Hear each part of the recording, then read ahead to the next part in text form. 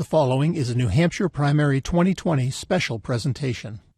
The Exchange Candidate Forums from NHPR, in partnership with New Hampshire PBS. From New Hampshire Public Radio, I'm Peter Biello, and this is The Exchange. Today, we continue our series of Presidential Primary 2020 Candidate Forums, and for this show, on Sunday, January 19th, we're speaking with Democratic presidential candidate Vermont Senator Bernie Sanders. He's with us before a live audience in NHPR's Studio D.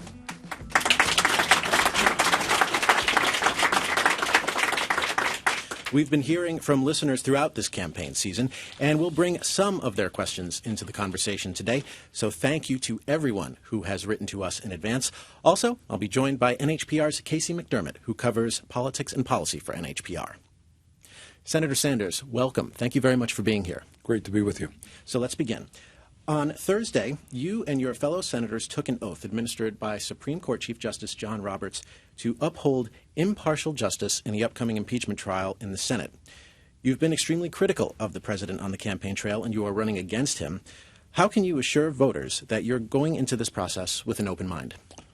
Well, you're absolutely right. I have been critical of Trump. I happen to believe that Trump is perhaps the most dangerous president in the history of the United States. I think he is, and I say this with no joy in my heart. I think he is a pathological liar. I think his administration is corrupt. I think he's a racist, a sexist, a xenophobe, a homophobe, and a religious bigot.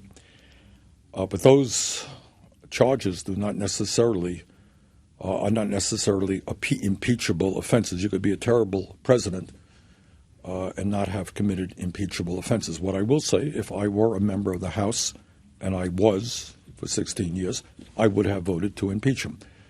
But my job now is, as a juror, to hear the evidence, and I will do my best. I am disturbed, I must say, Peter, that Mitch McConnell, at least up to this point, has not allowed witnesses. There are several witnesses, John Bolton, among others, who want to come forward. And it seems to me that when you have a trial, what American jurisprudence is about is listening to those people who are prosecuting, listening to those people who are defending, and you reach your conclusion. And it concerns me that McConnell has not allowed for witnesses. But I will look, and I should also say, with a caucus coming up in Iowa in 2 weeks and a primary here in New Hampshire in 3 weeks, between you and me, I'd rather be here. But I did swear an oath to do my job as a United States Senator. That's what I'll do, and I'll listen to all of the evidence and come to the best conclusion that I can. Senate Majority Leader Mitch McConnell has said he would be working in total coordination with the White House when it comes to the impeachment trial. Democrats say, or some Democrats have said, that this amounts to prejudging the outcome of the trial. To what extent do you think Democrats have made up their minds on the outcome of the trial? I mean, if McConnell, what a trial is supposed to be about is hearing the evidence and reaching a conclusion. If McConnell is saying he's working hand in glove with a person who has been indicted, who has been charged with impeachable offenses, that kind of tells you something. Look, we are living in a very political moment. I mean, and it would be very naive to suggest that Republicans there have not reached their views or Democrats have not reached their views. What I would hope, again, McConnell allows witnesses, that we have a serious trial, and that people come up with the conclusions that they come up with. But within this political climate, I think, Republicans have their views, Democrats have their views. You've said that you would prefer to be in New Hampshire instead of having to deal with the impeachment trial. I think your New Hampshire supporters and other voters here would appreciate that sentiment. I just want to say a word on that. It's to say, and I think I speak for the other senators. I'm not the only senator who's going to be stuck in the impeachment. We plan on schedules. We had a couple of great rallies here. I'm heading down to Conway right after the show. That's what we had planned for. And then suddenly that has been disrupted. And again, it's for other senators as well. And not only has it been disrupted, I can't tell you how long I'm going to be in Washington. Is it a week? Is it 2 weeks? Is it 3 weeks? Who knows? And then on top of that, I can't tell you that McConnell may not be playing politics as well with this whole thing. So it creates a difficult political situation. But I swore an oath to do my job, and I will do my job. We have great supporters and volunteers here in New Hampshire and Iowa who are going to go out knocking on doors and doing their work, and we'll just do the best that we can. Casey McDermott. Sure. So let's talk about Medicare for All. You have been calling for this for a long time. Yes. Your campaign website talks about how this would improve access to coverage. It doesn't go quite into as much detail about how to transition to the system, but you did sponsor a Medicare for All bill earlier this year that outlines several different options to finance that move. Among them, a 7.5% premium paid by employers, a 4% income-based premium paid by households, among others. Of the options you outlined in that legislation, which to you seem the most viable? Okay, let me start that off if I could. And you could interrupt me if you think I'm going on too long. But this is an issue that is very close to my heart. This is an issue that I talk about at every town meeting we do in New Hampshire and in Iowa.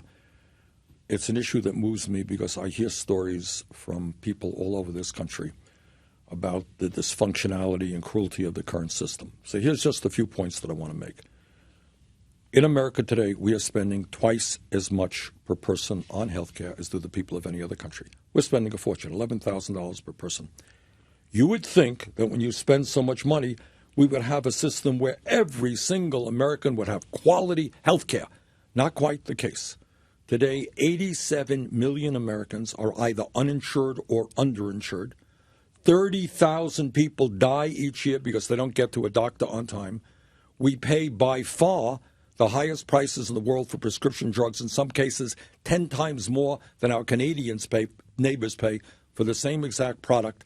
And 500,000 people go bankrupt because of medically related debt. In other words, they're going bankrupt because they have been diagnosed with cancer. That is a disgusting and dysfunctional system. So what Medicare for All is about is changing the way we pay for health care. Right now, the way you pay for it is you pay a premium. Your employer pays a premium. You pay a deductible. You pay out-of-pocket expenses. We do away with all of that. And as you've indicated, we've come up with a number of options. I think most relevant for the middle class is that we would pay for it with a 4% tax on income, exempting the first $29,000. The median family income in America is about $60,000 a year. That means if you exempt the first $29,000, you'd be paying 4% to $31,000, which is about $1,200 a year for comprehensive health care, because we also include dental care, eyeglasses, hearing aids, and we expand Medicare to cover home health care for all. We have other options as well, progressive options.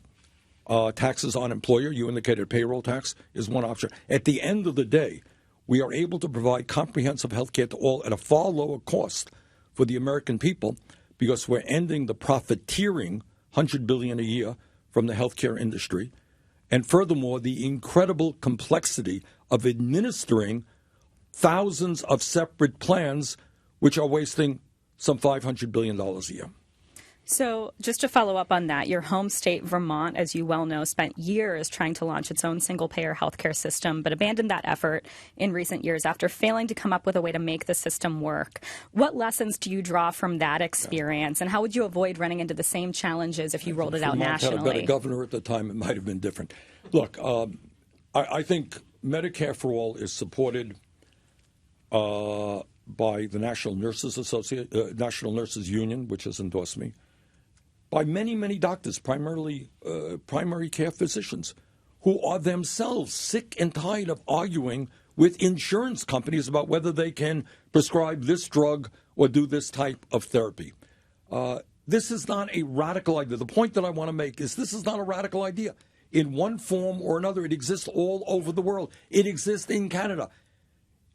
We do better than the Canadians do, my plan. But in Canada, if you end up with a serious illness, you're in the hospital for a month. Anybody here know what the bill is when you get out? It's zero.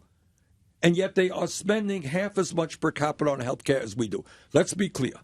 The function of the current health care system in America is not to provide quality care to all. It is to make huge profits for the insurance companies and the drug companies, and that is exactly what it is doing. And I intend to take on forcefully the insurance companies and the drug companies and make it clear that health care is a human right, not a privilege. Senator, if I might just follow up on your response. So do you view that mainly as a failure in leadership in Vermont? Look, Vermont is a small state, and it's going to take tough leadership to move forward. But I think at the national level, and you know, this primarily, I think, and significantly can be done at the national level. At the end of the day, here's an interesting point. We have been talking about universal health care in America for well over 100 years. Teddy Roosevelt talked about it. Franklin Delano Roosevelt talked about it. Truman talked about it. Kennedy talked about it. Carter talked about it. Obama talked about it. Lyndon Johnson did something about it. But at the end of the day, we have a very, very powerful industry who spends huge amounts of money on lobbying and campaign contributions. That's why where we are right now. At the end of the day, we're going to have to take these people on and make it clear that all Americans, regardless of income, are entitled to quality, comprehensive health care as a human right. I just want to talk a little bit more about how you get there. When we had your colleague, Senator Warren, here, we asked her this question, and we also got this question from audience members, New Hampshire voters who were curious about this. Mm-hmm.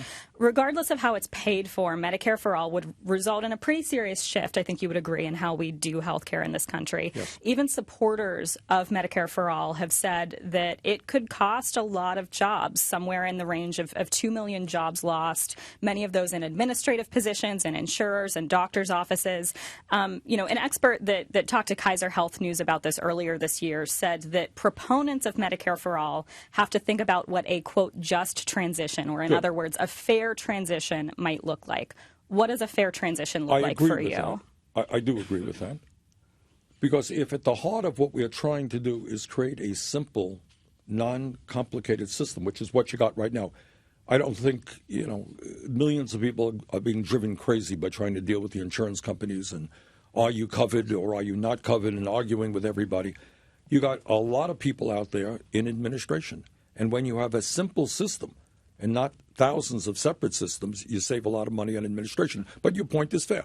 Some of those people will lose their jobs. And there must be a just transition. And that is why in our Medicare for All program, we put in billions of dollars to protect those people in kind of an unprecedented way. And by the way, it's exactly the same issue when we deal about climate change. All right, maybe we'll talk about that in a minute. But I intend to stand up to the fossil fuel industry and move this country and do my best to move the world away from fossil fuel into energy efficiency and sustainable energy. And I can't sit here and honestly tell you that that's not going to cause jobs. It will. But the goal is to protect the planet. The goal in healthcare is to provide healthcare to all people. But I would also say with regard to Medicare for All, when you got 87 million people who are uninsured or underinsured, when our primary healthcare system is very, very weak, when so many people are not going to the dentist when they should, the truth is, I believe, we will end up creating more jobs by allowing more people to access healthcare than we will lose. Will we lose some jobs? We will. And we have to build a just transition in to protect those people. Here's a question that came in from our survey of voters in the state. Nisa Marks of Henniker asks, our government is designed for incremental change, except in extraordinary circumstances. Yet our country today faces huge challenges that demand big vision and fundamental changes. What in your leadership style or experience prepares you to reconcile big vision and outside-the-system change with incremental change? I think Lisa raises a very interesting question. I would phrase it a bit differently, but I think her question is right on point.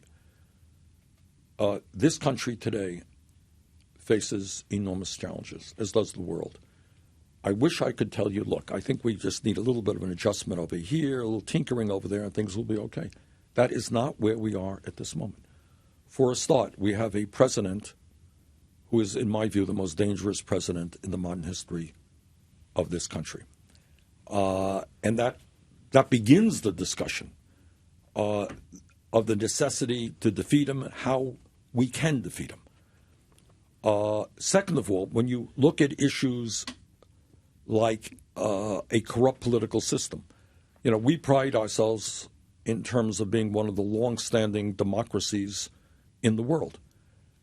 And yet democracy in America is very much on the defensive, not just because of Trump, who considers the media to be enemies of the people or fake news, not just because of the voter suppression, where you have Republican governors trying to make it harder for people of color or for young people or lower-income people to vote.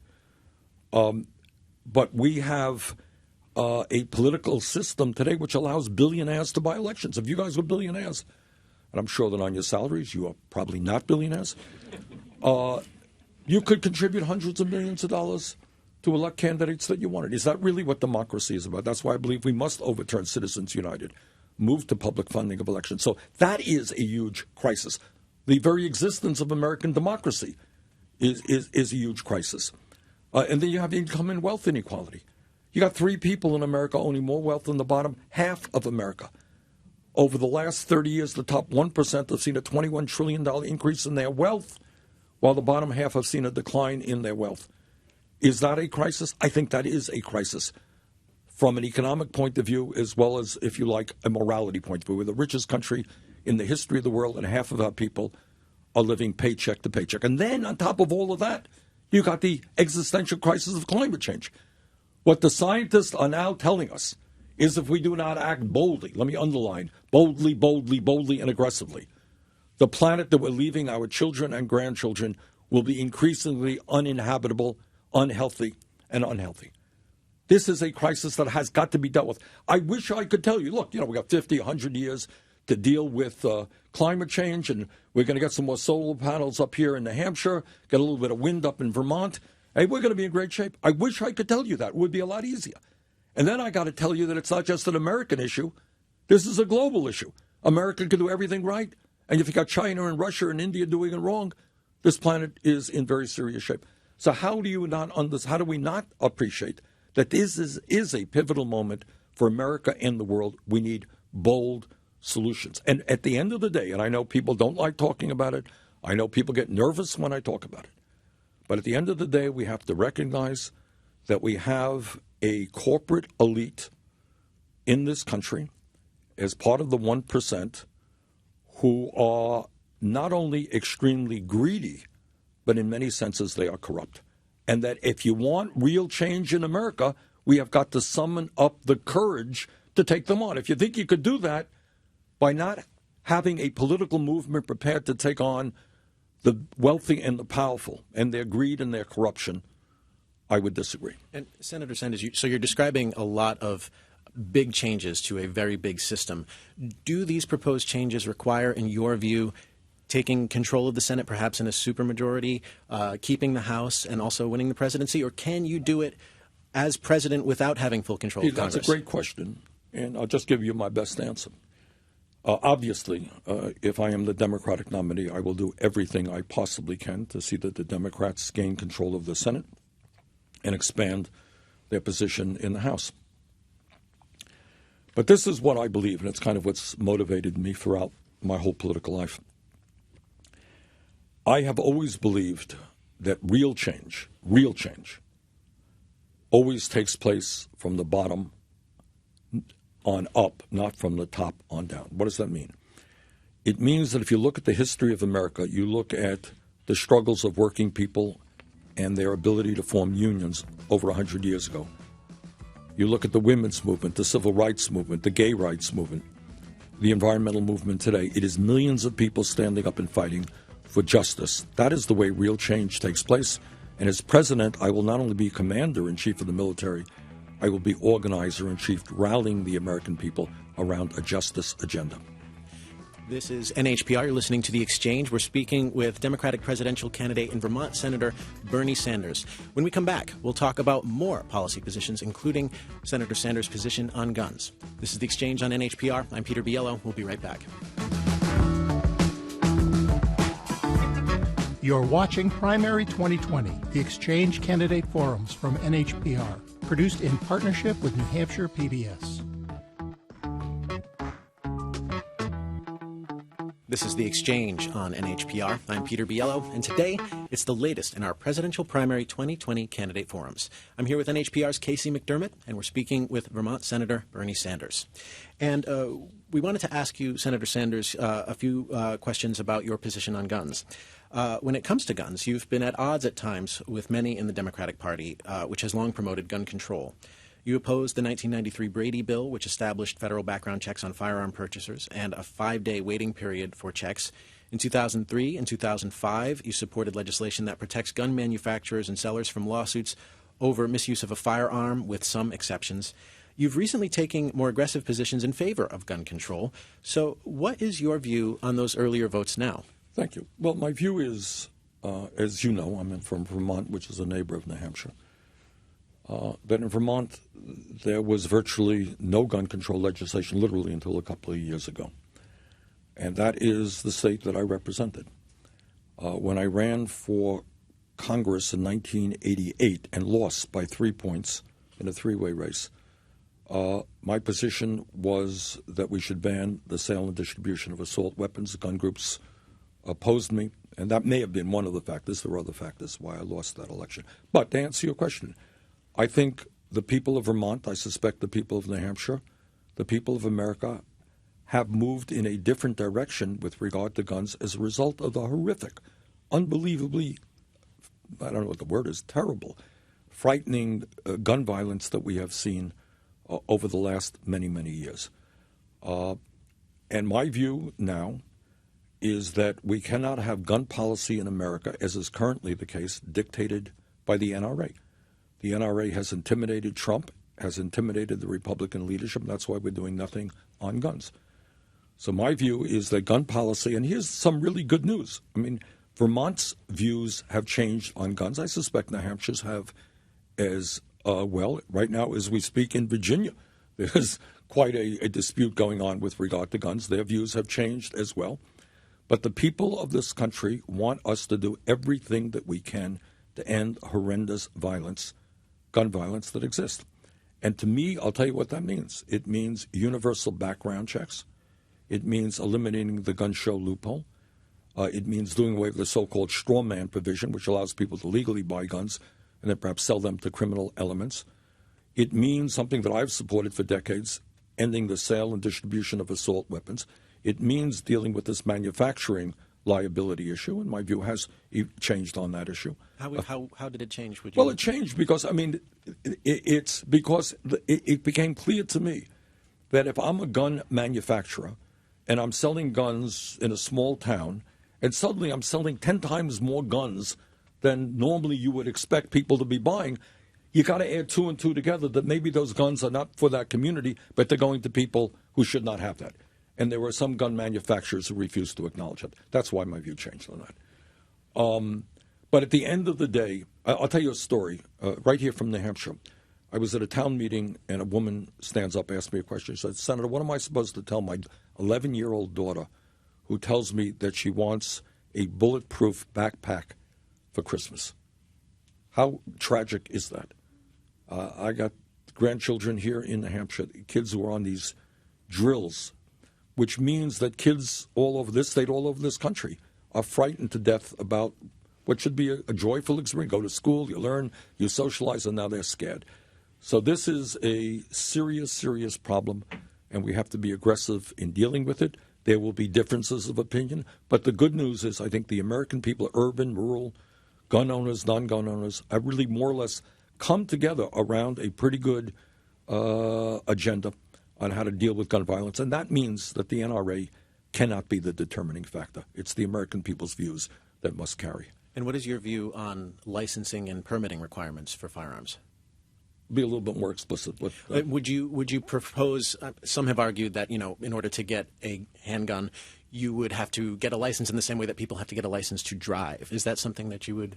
At this moment, at least, I'm comfortable with the. It's something that we can explore, but I'm comfortable with the idea of very strong background checks for a start. What about the buyback plan for assault-style weapons? Is that something you would support, and how would you convince gun owners to give up their weapons, given strong feelings about the Second Amendment? I would support, but not making it compulsory. I think making it compulsory would be unconstitutional. So how would you, if it's not mandatory, then how would you convince gun owners that it's a good idea? Well, you would make the general argument that we have seen so much violence that all of us have got to do everything that we can to get those types of guns off of the streets. And I got to tell you, where this becomes a very difficult problem is there are hundreds of millions of guns and millions of assault weapons or semi-assault weapons out on the street. This is not easy. Mm-hmm. But we have to do everything that we can. And final question on the gun issue. National studies have shown that the cause of most gun deaths is suicide.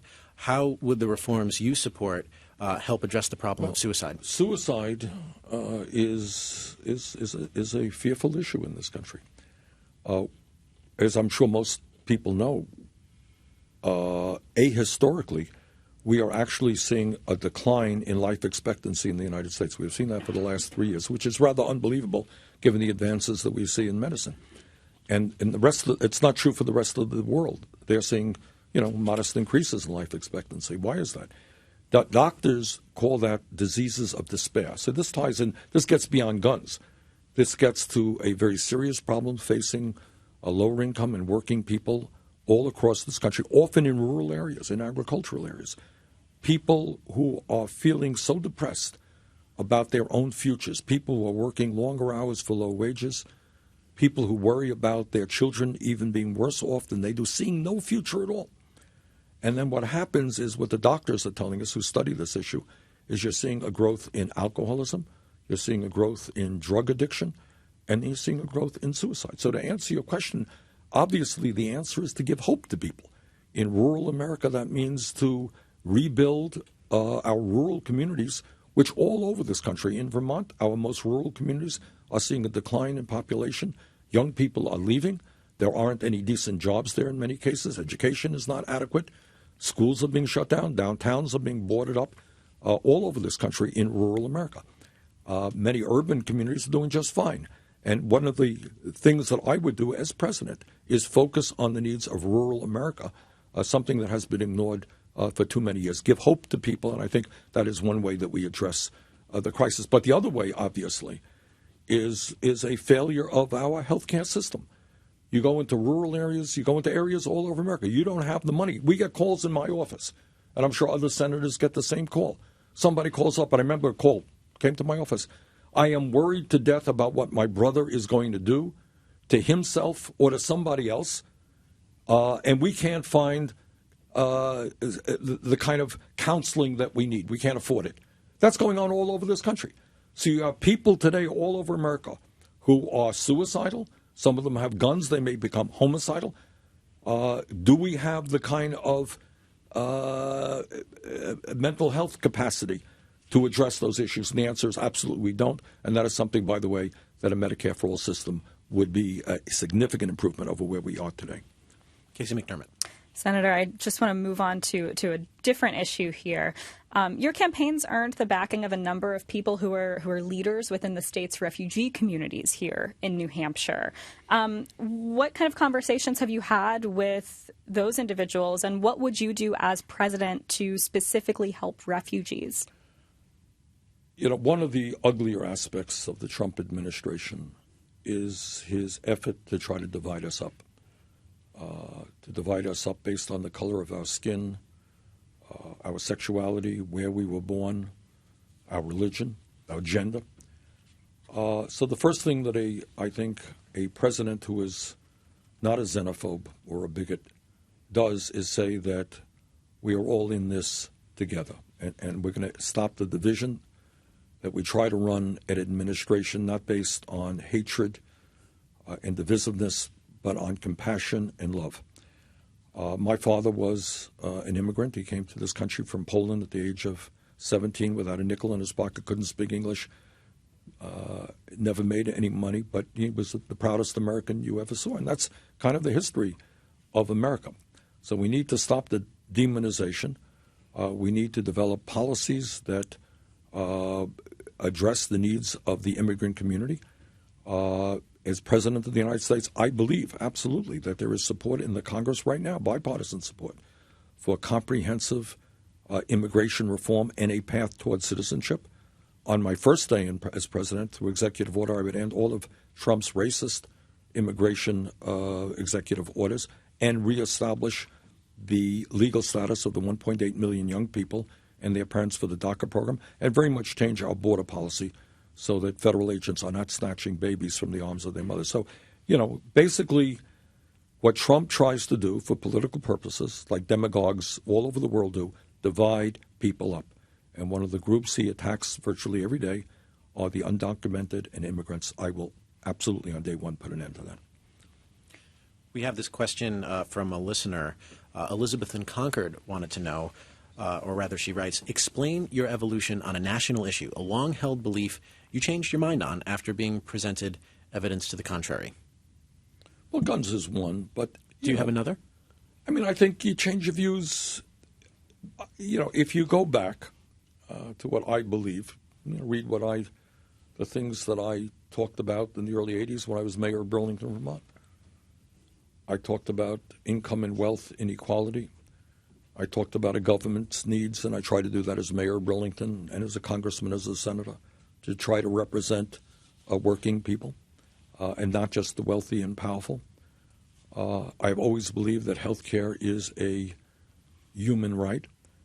There are issues where I have learned more. I mean, one of the extraordinary things that anybody wants to go on a really good educational experience, run for president. I mean, you learn a lot. You learn about the diversity of America. You really do. I mean, I didn't know this. I'm a United States senator from a small, mostly white state. And suddenly you go to Nevada and you go to California and you go to Native American reservations. You know what? There are a lot of things happening in this country. You go to Latino communities. You go to the African American community. And a lot of stuff out there. Criminal justice. All right, you want to talk about an issue? I learned a lot about criminal justice. If I were on this program 20 years ago, I would not have said that today we have a broken, racist criminal justice system. That is what I have learned. And we have, this is something I talk about every day on the campaign trail. The need to end the disgrace of having more people in jail than any other country on earth, disproportionately African American and Latino and Native American. So 20 years ago, that's not an issue I would have talked about. Immigration is not an issue that I would be as fluent as I am on right now. Because, as a mayor of a city in Burlington, Vermont, a senator from a mostly white state, those are not the issues that came across my desk. But as a presidential candidate, those are the issues that I can and must and will deal with. Senator, you've already talked about campaign finance a little bit in this conversation. You have been very critical of the role of undisclosed money, big money in politics. The Associated Press recently reported, though, that you are benefiting from the support of a large political action organization that you helped to launch. You were at the kickoff, called Our Revolution. The AP reported that group has taken in nearly $1 million from donors that gave more than the limits and whose identities are not fully disclosed according to recent tax filings. How do you square, your statements on that with the existence of this large Fair group? question. I mean, we have a broken campaign finance system. And as I mentioned a moment ago, if you guys are billionaires and you wanted to put hundreds of millions of dollars in somebody's campaign, you can do that. If you want to run for president and spend a couple $100 million on TV ads, you can do that. It's a broken system. This is what I will say. Number one, I do not have a super PAC. Bernie Sanders' campaign does not have a super PAC. We don't want a super PAC. We don't need a super PAC. And what I'm extremely proud of is that our campaign today has raised more money from more individuals, 1.4 million, over 5 million contributions, averaging $18 apiece, than any campaign in the history of American politics. And I'm enormously proud of that. Now, you got groups all over the country that legally can do what they want. And I would be very happy to say and to urge an end to all that if other candidates do the same. So I am not in favor of these things. That is the way it is. And if other candidates wanted to say, if Mike Bloomberg wanted to run for president without spending a few $100 million, and you want to run just as a plain citizen, that's fine too. But that's the world that we live in. But I will tell you that as president, I will move aggressively to campaign finance reform, which entails not only overturning Citizens United, that disastrous Supreme Court decision, but also moves to public funding of elections. I believe that very strongly.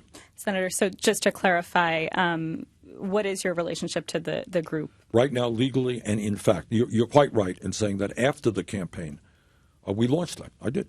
No apologies for that. The function of Our Revolution was to generate grassroots political activity, to get people involved in the political process. And I think they've done a very good job at it. Legally, and in fact, I have nothing to do with them. They operate absolutely independently of our campaign, as does, the case for all super PACs. Should the group disclose more information about its fundraising, given, your own positions on that issue? I would have no problem with that. Would you? But again, legally, if I got on the phone and I told them what to do, that would be a violation of campaign finance law. But again, I would hope this system is broken. You have people who are literally spending hundreds of millions of their own dollars. You have other candidates who have super PACs. I don't have a super PAC. You have other candidates who spend a lot of their time. There are at least two of my opponents who have raised money from more than 40 billionaires each. I mean, it is a broken system. So I would hope that we can change it. I guess just, using the bully pulpit that is available to you as a presidential candidate, do you think that the group, would you call on the group to... I think every group should do it. I would think that we should end super PACs right now. So I would tell my opponents who have a super PAC, why don't you end it? And certainly that's applicable to the groups that are supporting me. Senator Sanders, we're up against a break, but I did want to get a listener question into you before we break for a moment. And the question comes from Sheila, who works in New Hampshire. She says, how would you select your support staff and advisors? Sheila went on, I asked this question because I judge all leaders in business or politics by the quality of the people who support and work for them. Sheila's absolutely right. I mean, sometimes there is an illusion that a president does it all by himself or herself. But any serious leader, whether you're a president, whether you're a United States senator, whether you're a congressperson, whatever you may be, you are made or broken by the kind of staff you have. Because no president can do it all alone. The issues are there's so many issues, and they're so complex, so you need a great staff. And I think, again, one of the weaknesses of Trump, and this is who his personality is, that the world revolves around him. He thinks he knows everything about everything. We don't even have adequate representation in the State Department right now. We have very poor level of advice out there. He changes leadership every other day if he gets angry at somebody. But to answer Sheila's question, she is absolutely right. We are going to need in this world, you're going to need the scientific community, engineers to help us with climate change. You're going to need the best and most knowledgeable people on health care to help us move forward on Medicare for all. We're going to need the best economists in the country to help us to develop an economy that works for working people, not just the 1% immigration reform, criminal justice reform, educational reform. You need the best out there, and we will bring them into our administration. We're speaking with Vermont Senator and presidential candidate Bernie Sanders as part of the Exchange Forum with presidential candidates. When we come back, we'll be talking more with Senator Sanders about a variety of issues, including foreign policy, the DNC, and we will bring in more listener questions as well. This is The Exchange on NHPR. I'm Peter Biello. We'll be right back. You're watching Primary 2020, the Exchange Candidate Forums from NHPR, produced in partnership with New Hampshire PBS. This is The Exchange on NHPR. I'm Peter Biello, and today it's the latest in our Presidential Primary 2020 Candidate Forums. I'm here with NHPR's Casey McDermott, and we're speaking with Vermont Senator and Democratic presidential candidate Bernie Sanders. And Senator Sanders, I wanted to start this part of the program by talking a little bit about the DNC. The DNC has made changes to the nominating process since your last run for president. It has put more emphasis on small dollar donors, among other reforms, and that's partly in response to calls from your supporters. But now some say that the new set of rules has unfairly winnowed the field of candidates. It's become less diverse. Have the DNC's reforms, in your view, created a new set of problems? Look, it is, in fairness to Tom Perez and the DNC, it's tough. No matter what you do, somebody is going to criticize you. Last time around, in terms of the need for reform, we went into our campaign with our opponent already having 500 superdelegates lined up before the first ballot was cast. Is that fair? I don't think it's fair. I don't think anyone thinks that's fair. So maybe the most significant reform, I would have gone further, is to say that on the first ballot, our view was superdelegates should not be voting at all at the convention, but on the first ballot, superdelegates will not have a vote. That is a very significant step forward. There were reforms that were needed in New York State where it was very hard for people who were not Democrats or Republicans. A lot of people, are independents or what they call non-political party, whatever it may be. They literally could not vote if they didn't register in the party, I think, 6 months before. Really pretty crazy rules. California had its own set of rules. So I think what you have seen over the last couple of years is an attempt, a good faith attempt, not as far as I would like, but an attempt to democratize the Democratic Party. And we have worked with the DNC on some of those rule changes, and we're making some progress. What further progress would you like to see specifically to make it, in your view, more democratic? Look, I think that the Democratic nominee should be determined by the people of this country, not by superdelegates. It is no secret. I mean, maybe I say this from a self-interested point of view. I don't have a whole lot of superdelegates who support me. That's the political establishment. And last time around and this time around, we're taking on the whole Democratic, or mostly the whole Democratic establishment. We have some great members of Congress. Mark Buchan, who's the co-chair of the Progressive Caucus, just came on board. We have a number of members: Alexandria Ocasio-Cortez, Rashida Tlaib, Ilhan Omar, and others are on board our campaign. But, we're not the establishment candidate. So if you have a ballot where the establishment has the right to select the nominee, we probably, will be in a disadvantage. So I would hope that in the future it should be the American people and Democrats and independents voting in the Democratic primaries who select the candidate, not superdelegates. Casey McDermott. Senator, I don't need to tell you that there's been a lot of back and forth over the last week about a conversation that took place between you and Senator Elizabeth Warren of Massachusetts in 2018. She says that you indicated that you did not think a woman could win the presidency. You have strongly denied that. But I want to get at a few questions here that I don't think have been addressed thus far, because this issue of gender and electability has been on the minds of lots of voters. Understanding that it's possible for two people to walk away from the same conversation with vastly different interpretations of what happened, did you talk at all with Senator Warren in that conversation about whether gender would be an obstacle for someone? I really don't want to get into what was a private conversation, but to answer your question, let me just say this. It is hard for me to imagine how anybody in the year 2020 could not believe that a woman could become president of the United States. And if you check my record, I've been saying that for 30 years. In fact, as I mentioned the other day during the debate, there was a movement that you are well aware of because it took place here in New Hampshire significantly to draft Senator Warren to be president in 2016. You know what? I deferred. I did not announce my candidacy until after Senator Warren indicated she did not want to run. And anybody who looks at 2016, Hillary Clinton won the presidential popular vote by 3 million votes. A few 100,000 votes in 3 states, she would have been president today. So, all that I will say, I don't want to, the media has blown this thing up, and I really don't want to get into it anymore other than to say, of course, I always believed and believe today that a woman can be elected president of the United States.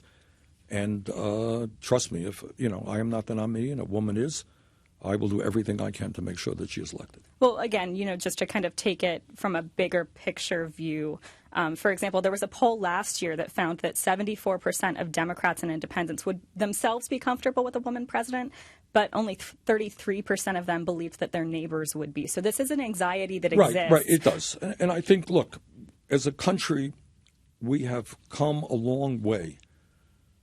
I think if you and I were here 25 years ago and somebody said, well, I don't know that an African-American could be elected president of the United States. And I think 25 years ago, that would have been the general. And then you got Barack Obama coming along. He wins the election. He wins, a sweeping re-election. You have a candidate today, Mayor Buttigieg, who is openly gay, right? 25 years ago, do you think anybody in America would have said we could have a serious candidate for president of the United States who's openly gay, married? The world has changed. And to those people who think that a woman cannot be elected, you're dead wrong. If you think a gay American cannot be elected, you're dead wrong. You think an African American can't be elected, you're dead wrong. I think the American people have moved very significantly in trying to look at candidates based on what they stand for, not on their gender, not on their sexuality, not on their race. I guess just one more question on this. Do you think that female candidates have a different experience running for president than you? And do you think that gender is still an obstacle for female politicians? Look, the answer is yes, but I think everybody has their own sets of problems. All right, I'm 78 years of age. That's a problem. There are a lot of people who say, well, I like Bernie. He's a nice guy, but he is 78 years of age. All right, so we have to argue, please look at the totality of who I am. If you're looking at Buttigieg, he's a young guy, and people will say, well, he's too young to be president. You look at this one, she's a woman. Look at this. So everybody, brings some negatives, if you like. I would just hope very much that the American people look at the totality of a candidate, not at their gender, not at their sexuality, not at their age, but at everything. And, nobody is perfect. There ain't no perfect candidate out there. And all of us have got to do the best. What does that candidate stand for? What is the life record of that campaign? One of the advantages of kind of being old, if I may say so, I have a long record. I've been doing this stuff for decades. I've been, making my fights. Some of you agree with me. Some of you don't. But, my record has taken on virtually every special interest out there. I've been doing that for like 30 years, standing up for working people. I've probably been on more picket lines than, all of my opponents combined. That's what I do. You talked about Medicare for all. I've been doing this for 25, 30 years or more. All right, so everybody has their advantages. Everybody has their disadvantages. All I would ask of voters, take a look at the totality of the candidacy of the person. Let's talk a little bit about foreign policy. You've been reluctant to send American troops into combat. Over the years, presidents have escalated conflicts overseas, both with U.S. troops on the ground and with drone warfare, sometimes without express permission from Congress. Would a President Sanders always consult Congress first, or are there circumstances where you would act as some past presidents have unilaterally? The rule is that you always consult Congress, because that's what the Constitution is about. And I have to tell you, Peter, I'm very proud that one of my signature accomplishments in recent years was to work with conservative Republicans, a fellow named Mike Lee of Utah, who led the effort for the Republicans in the Senate, to, for the first time, use the authority of the War Powers Act that was passed, I think, back in 1974. And what the War Powers Act was about is saying that let's make it clear that it is Congress, not the president, who has the authority to get us into a war, and the president must have that authority. And we used that authority for the first time in terms of the disastrous, destructive war in Yemen, which is led by Saudi Arabia, intervened in that civil war there, and America supported them. We passed in the Senate, with Mike Lee and myself leading the effort, and in the House, for the first time, a war powers resolution which said, you know what, Mr. President, you don't have the authority to be involved in the war in Yemen. Unfortunately, Trump vetoed that. So to answer your question, I do believe in that very, very strongly. Now, you asked me, are there any instances? Well, if missiles were flying into the United States, I think you have to act instantaneously. That common sense suggests that. But everything being equal, you need the authority of Congress. And I want to tell you why. I don't know that there's any other candidate for president who will say this, and maybe age has some advantage here. When I was a kid, that was when the war in Vietnam took place. And as people know, I marched in demonstrations against that war. But what is important, whether you're for that war or against that war, is to understand that horrifically destructive war, which took 59,000 American lives, God knows how many hundreds of thousands of millions of lives of Asians, that war was caused by a lie. That was the so-called Gulf of Tonkin resolution. It was a lie, and we got into a war based on a lie. Now, in 2002, I wasn't a kid. I was a member of the United States Congress. And I heard what Dick Cheney and George Bush and Donald Rumsfeld had to say. And I never doubted for a second that they were lying. And I never doubted for a second that they were manipulating intelligence. They were telling the American people, and the media was echoing their claims. We could talk about the role of the media in these things as well, that the United States was being endangered. Some of you who are old enough might remember that. Saddam Hussein, who was no doubt a thug and a murderer, he was developing nuclear weapons. He was developing chemical weapons. He was going to use that against the United States. He was involved in 9/11 also, which was a lie. So they lied and they lied and they lied. And if you check the record, you will find that Bernie Sanders not only voted against that war, but was one of the leaders in opposition. And it doesn't give me any pleasure to tell you that much of what I predicted about the destabilization that would happen as a result of an American invasion. That's what I said back in 2002. Turned out to be true. So I hate war because of all, and I'm also the former chairman of the Senate Committee on Veterans Affairs. And that gave me the opportunity to meet with so many great veterans and wives who lost their husbands in war, mothers who lost their kids in war. And people do not appreciate. It's not just in Iraq, the 4,500 men and women that we lost It is the thousands and thousands who came home with PTSD, without arms, without legs, without their eyes. War must be the last resort. And what we do as the leader of the world, the most powerful nation on earth, must be to do everything that we can to resolve international conflict through diplomacy. And I know it's not sexy. You know, you get more votes when you stand up and you pound the table. We're not going to take it anymore. These are bad guys. We're going to bomb them to hell. It's good politics. You get votes when you're doing that. But it is not the politicians who give the speeches, by and large, whose kids come home maimed or killed. All right? It's the working class of this country. Thank you, Senator Sanders. I'm sorry. That's fine. I just wanted to make sure that Casey McDermott got Sure. one more question. No, it's an important issue, but I want to just move to one more kind of security related issue. Obviously, we have seen a lot of emphasis on election interference in the last few years. We know, though, that actual hacking into voting systems is only one piece of the puzzle that we have to worry about. Outside actors are eager to sow discord or cast doubt on the legitimacy of the process itself. What responsibility do presidential candidates like you have to confront that part of it? Let me confront it right now. You're absolutely right. Hacking attempts. First of all, let us be aware, whether it's Russia or whoever else it is, trying to distort or destroy American democracy is a real attack against America. This is clearly unacceptable. We would respond if somebody lobbed a missile at us. We have got to respond very forcefully, and it's a bit embarrassing that we have a president of the United States who continues to deny the role that Russia played in interfering in our election process. And you're right. So let me be very clear. I mean, we have got to be very strong in telling Russia, get the hell out of our elections.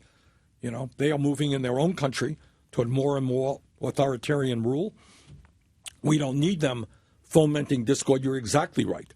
What they did is try to get blacks against whites and all kinds of discords. So we have got to be very forceful in telling Russia, stay out of our elections or else. So I guess just for example, if there are leaks along the lines of what we saw in 2016, or if you are a candidate who happens to benefit from, an online army of bots or supporters who are fake, are there any steps that you think that candidates could take to address that part of it? I'm not the world's greatest expert in technology, but I will do. This is very sophisticated attacks against this country, but my campaign will do everything possible to get Russia or any other country out of this campaign. That is, it is totally, totally unacceptable. We have a question from a listener that we wanted to put to you, Senator Sanders, and the question comes from Julia, a junior at Manchester West High School, and she asks, who is your hero, someone who inspired you? Well, ironically, one of my great heroes is a man whose birthday we're going to be celebrating tomorrow, Dr. Martin Luther King Jr. Now, again, I guess telling my age, I was there on the March on Washington for Jobs and Freedom. I was a student at the University of Chicago. I took a long bus trip, and went there. King was an extraordinary human being, one of the great leaders in American history, not just as an African American, one of the great leaders in American history. And while the media appropriately talks about the extraordinary role he played in fighting segregation and racism, they often don't talk about what he was doing the day he was assassinated. He was in Memphis, Tennessee, with striking sanitation workers standing up for justice, for decent wages and working conditions. He was organizing a poor people's march of blacks and whites and Native Americans and Latinos to change the priorities in Washington so that instead of spending huge amounts of money on the military and war, you start investing in housing and jobs and health care. He was an extraordinary human being in terms of his courage. He stood up at great personal sacrifice against the war in Vietnam. So Martin Luther King Jr. is certainly one of my heroes. Well, Senator Sanders, thank you very much for speaking with us today. We really appreciate it. My pleasure. Thank you for having me. And thanks also to NHPR's Casey McDermott for joining us on stage today. Thank you, Casey. Thanks, Peter. This is The Exchange on NHPR. It's our 2020 presidential primary candidate series. You can find the archive of all of these conversations, as well as all of our coverage of the New Hampshire primary, at our website, nhpr.org. Special thanks to New Hampshire PBS for partnering with NHPR during this broadcast. This is The Exchange on NHPR. I'm Peter Biello. Thank you very much for listening and watching.